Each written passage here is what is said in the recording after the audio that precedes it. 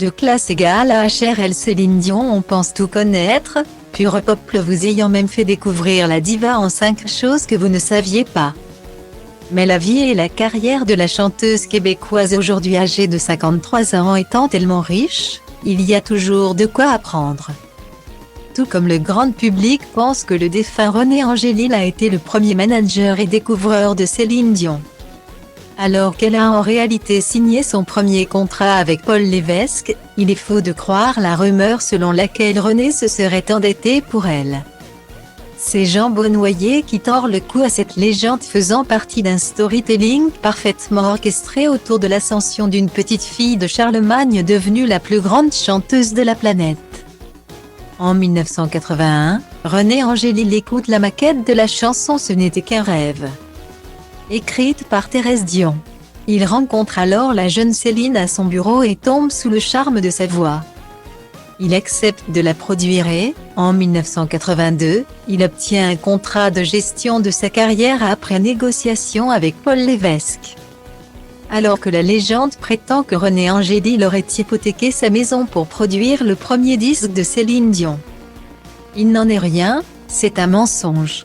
Et pour cause, à cette époque il est déjà endetté de 200 000 $ et sa maison est déjà hypothéquée.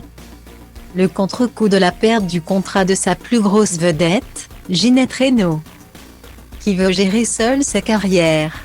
Croyant fort au talent de la jeune Céline, il se démène pour trouver l'argent nécessaire à l'enregistrement d'un premier disque.